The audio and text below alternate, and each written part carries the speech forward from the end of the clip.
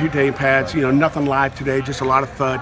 Really liked how our kids practiced today. Great attitude. Guys are getting better, flying around, very coachable. Really like where we are after 4 days. I really like where we are. Still, execution's got to be better, as you know. That'll take time, but a lot of great things today. Is Hendricks making the adjustment from the injury pretty well? Yeah, he really is. He's doing a good job and making plays. It's fun to have him back out. Speaking of that group, I know you said last week it's pretty much open season at every spot, but I mean, it seems like there's just a lot of different kind of guys competing on the D-line, older guys, younger guys. There is, just a guy that, I'll throw a name out there you haven't heard much of, Shane Roy. Really, I've seen major improvement from him from last fall to today. And I saw him do some things that I haven't seen him before. But there's a lot of competition. There's a lot of guys in there that are competing on the defensive line. So is this the most depth you've had on the defensive line since you got here? I'd probably say yeah. I would say there's a lot of guys that are playing hard, and there's some guys out there that can play. Now, what does Hendricks do well that makes him a good defensive end? Will make him good. He's a football player. He's big, he's athletic, and he knows how to play the game. He can run. He's physical. He's got a lot of tools. He has more of the experience up here than on the field. Is that helpful? It does, but when you say he's got experience up there, he got hurt early last year, so we didn't get to see much of him. It would have been amazing to have him for 13 games last season. So he doesn't. He hasn't played a lot of football here at Pitt, and that's what we got to do is keep him on the field. I've seen Keyshawn Camp in there a lot too. Just how has he looked, I guess, in terms of making that jump from a redshirt year? He's done really well. Keyshawn's been I don't want to say pleasant surprise because we saw a lot of great things out of him. He lacked a little bit of motor last fall, but the motor is not a problem anymore. He's got his motor going, and he's a talented defense tackle. Is Taleni really, I think you talked about him last Wednesday, being a leader. You have a lot of young guys that, particularly D-tackle. Is Taleni acting like the senior in that group? He is the new leader of that group. Last year you had Juan Price, but if I had to say there's a leader of the front four, I'd say Jeremiah is the leader. On the other side, George Aston.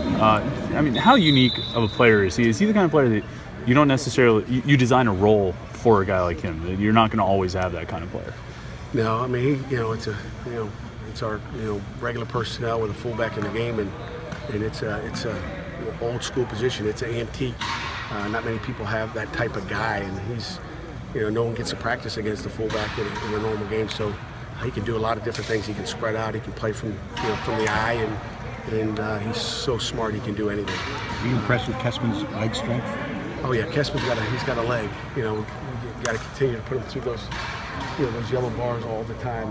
It's an amazing thing, but just still inconsistent. But he's still a baby, but he's got to be ready to roll. He's the guy. You've called Max a quiet leader. Are you seeing him kind of be more vocal the first couple of days of camp here? I think so. It's something that we'll continue to see, but he's been good. It's hard to just pull out one guy and say he's the leader, but he does some good things out there leadership-wise. He's a quarterback. How was it having Heather here today, talk to the team and everything? That was good. We got AD in the house. It's been about 2.5, 3 months. How long has it been, Jerry? 2.5 months. 2.5 months, exactly. It seems like it's been a long time, and I think everybody wants a leader. Imagine the head coach not being around for 2.5 months. So I think the whole athletic department get going and get excited about some a new direction and new leadership. What'd she tell you guys?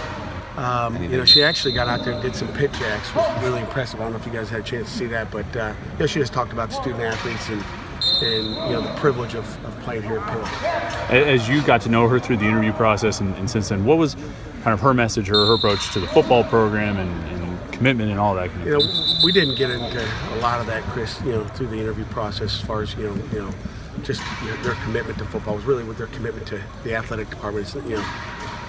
I think she understands that, I think football is the engine and basketball is the engine, but we really didn't get into a whole lot of that. Jester's more of a quiet guy. Are you guys trying to get him to be more of a vocal leader and more involved in that regard?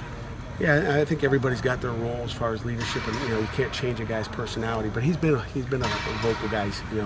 Talked about a year ago him gaining confidence. He's got that confidence, and he has stepped up and led.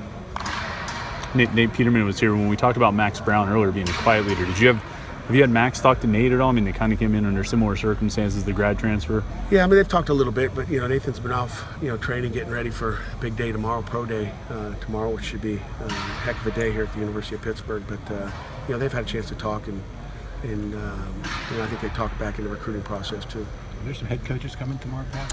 I believe so. I haven't got a list, but I'm sure there will be a couple. I'm not sure. Good. Thank you.